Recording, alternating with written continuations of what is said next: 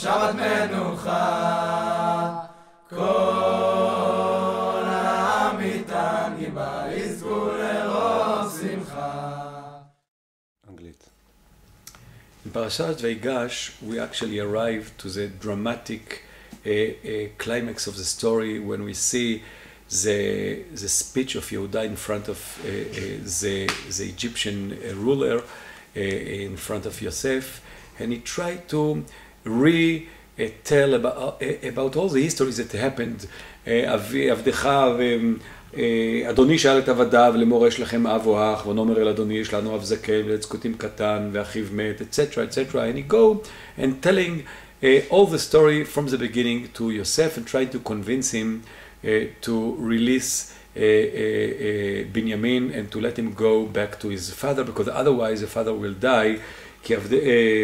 ואתה as it's written in the Torah, ואתה ישב נא עבדך תחת הנער עבד לאדוני, והנער יעל עם אחיו, כי איך אעלה אל אבי והנער איננו איתי, פן אראה ברע אשר ימצא את אבי.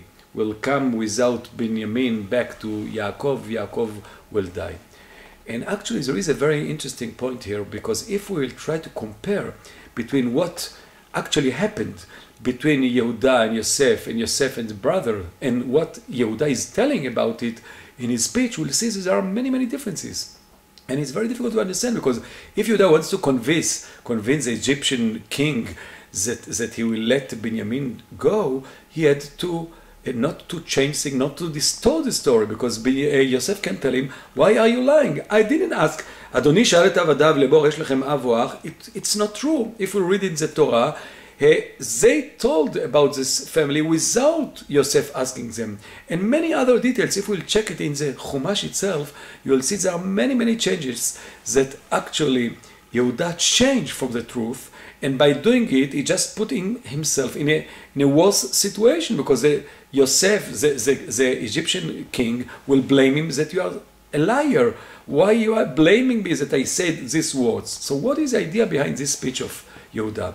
So I wrote it about it in my book, Et Kolcha Shamati, my new book about Bereshit, and I'm trying to prove maybe a revolutionary idea that I have about this parasha, that I would like to say that the brothers and Yehuda, in some point of the story, they understood that this king, the Egyptian king that is standing in front of them, is not any other, he is Yosef. And after they saw so many surprising events that happened to them, they see that in this man that is standing in front of them, on one hand, he's very cruel to them, he's blaming them that they are spies, and he's trying to arrest them, etc. But on the other hand, he's very soft to them.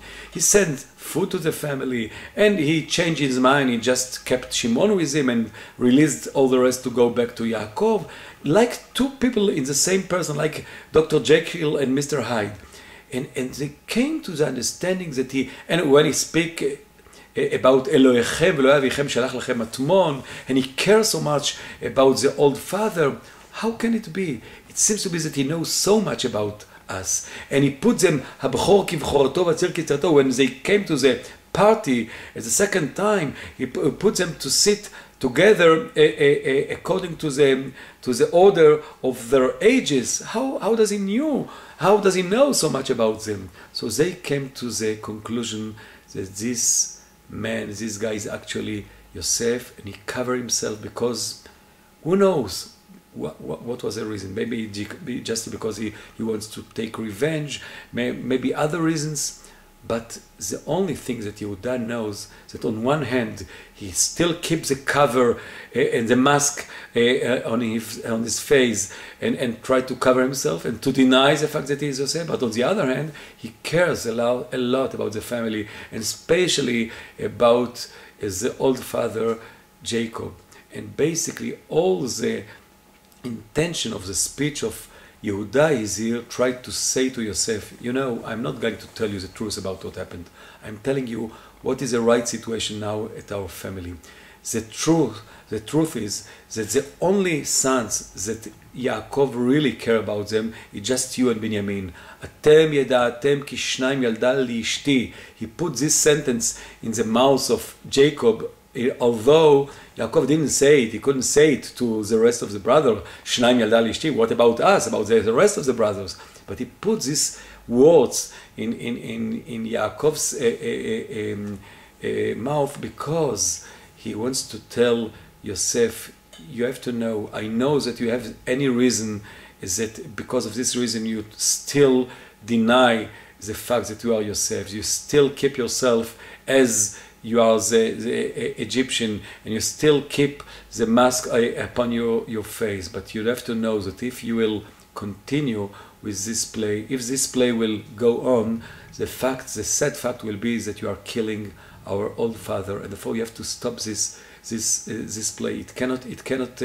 You can't let it go on. And this is basically, if we read the speech of Yehuda from this point of view, we will understand that basically this is the idea of the speech, to try to bring yourself to the understanding that he cannot continue with this situation, denying the fact that he is Yosef, and because otherwise he will kill Yaakov, because he and Benjamin are the only sons that Yaakov really care about them, that really loves them.